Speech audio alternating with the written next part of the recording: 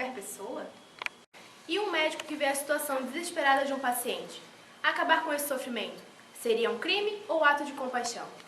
Alguém que pede para morrer diante de muito sofrimento pode ser considerado um suicida? Se as respostas fossem fáceis, o mundo não estaria debatendo tanto a eutanásia. A palavra eutanásia é de origem grega, significa boa morte. Morte sem dor e sofrimento, ato em que um indivíduo em situação de doença incurável escolhe interromper sua própria vida. A eutanásia pode ser encontrada na forma de ortotanásia, que é a morte em seu tempo natural, onde não existe qualquer procedimento para prolongar a vida, e sim amenizar a dor. E a distanásia, que é entendida como o prolongamento da vida artificialmente, uma morte lenta. A pedido dos nossos telespectadores, hoje vamos abordar esse tema. Você já parou para pensar o que é eutanásia? Hoje vamos fazer um debate com os acadêmicos do curso de Direito, primeira fase, do Centro Universitário Estácio de Sá. Dessa forma, tentaremos passar para vocês alguns dados sobre esse tema que desperta tanto interesse. Agora vamos às perguntas. E para responder melhor as perguntas feitas pelos nossos telespectadores, estamos aqui hoje com os acadêmicos de Direito de primeira fase. Wendy, Jennifer, Jéssica e Josi. Boa noite, gente. Meu nome é Tarcísio Mendes, eu tenho 22 anos e moro em Belém do Pará. Eu gostaria de saber qual é a evolução histórica da eutanásia. Respondendo à pergunta, então, historicamente podemos dizer que a eutanásia ela não é um fenômeno recente. Ela vem acompanhando a humanidade ao longo de sua existência.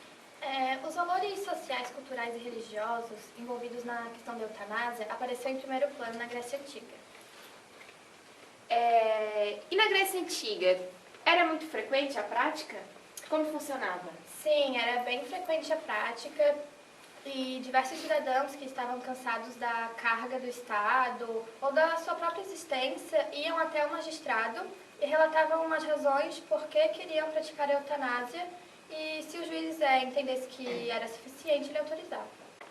E em Esparta era comum a eutanásia a fim de evitar o sofrimento tanto da família quanto do Estado, porque para a família era vergonhoso manter uma criança com deficiência. Essa criança ela não seria utilizada no trabalho para trazer mantimentos para casa, e para o Estado também não servia essa criança que não tinha utilidade nenhuma, principalmente para a guerra.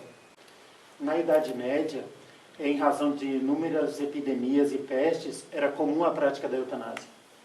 E com isso, as doenças se alastravam devido à condição de miséria que vivia aquela população. Certo. Então quer dizer que esse assunto ele sempre foi muito discutido durante toda a história da humanidade, né?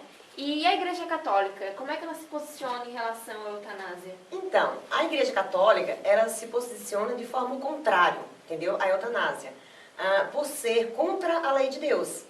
A Igreja Católica ela tem um papel muito importante na história, principalmente da eutanásia, porque ela passa a mostrar o ser humano como um ser divino, como um ser especial, e ela tenta mostrar isso diferente do que era pensado na época. O Brasil ele também conheceu a prática da eutanásia e ela foi muito encontrada entre os silvícolas, que vários deles sacrificavam os idosos porque eles não participavam mais da caça e de festas da comunidade. Então eles achavam que para eles eram inúteis. E na época do Brasil colonial?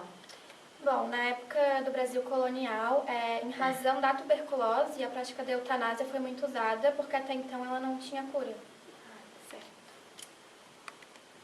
Meu nome é Paulo, moro no Rio de Janeiro, tenho 30 anos, sou engenheiro em telecomunicações e gostaria de saber quais os aspectos positivos e os aspectos negativos sobre a eutanásia. Então, respondendo a mais uma pergunta, temos como pontos positivos. Primeiramente, o caminho para evitar a dor, pessoas sem qualidade de vida, a morte menos dolorosa, porém digna. E cada pessoa tem consciência para decidir sobre si própria. Em relação aos pontos negativos, também temos a religião, né? Que ela defende a questão de que se Deus deu a vida, apenas Ele pode retirar a vida. Então é um dever exclusivo do Criador. Outro aspecto importante também trata-se da ética médica. O que acontece? O médico, no momento do juramento, ele não se considera que ele vai ser o juiz, vai julgar ali o momento da vida ou da morte, entendeu? Então, devido a isso, a eutanásia, ela, diante desse fato, ela considera-se um homicídio. E é um crime previsto em lei. No entanto, existe uma atenuante de quando o ato é praticado pelo médico a pedido da vítima e tendo em vista aliviar o sofrimento da mesma. Isso aí é atenuante verificada, a penalidade do médico é reduzida. Oi, eu me chamo Delbrando, moro na Bahia e gostaria de saber por que a eutanásia é proibida no Brasil. Bom, então, respondendo à última pergunta, a eutanásia ela não é aceita no Brasil, pois ela é considerada antiética pelo Código de Medicina e ela é considerada como crime também. Porém, não existe nenhuma lei específica para a eutanásia aqui e ela acaba sendo enquadrada como homicídio pelo artigo 121. A única forma a qual a legislação não pode punir o indivíduo, né, no seu estado terminal, é quando ele por si só decide se matar, por vontade própria. E aqui no Brasil, tem algum fato assim da realização da eutanásia? Sim, recentemente teve um caso que gerou bastante repercussão aqui no Brasil, que foi o caso da médica Virginia Soares. Ela era médica-chefe da UTI do Hospital Evangélico de Curitiba.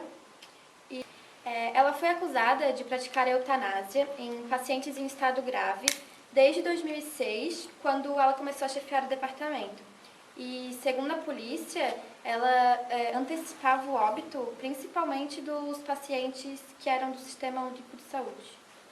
A eutanásia ela é aceita em 5 países. A primeira a aderir foi a Holanda. Em sequência vieram outros países, como a Bélgica, a Alemanha, a Suíça e alguns estados dos Estados Unidos.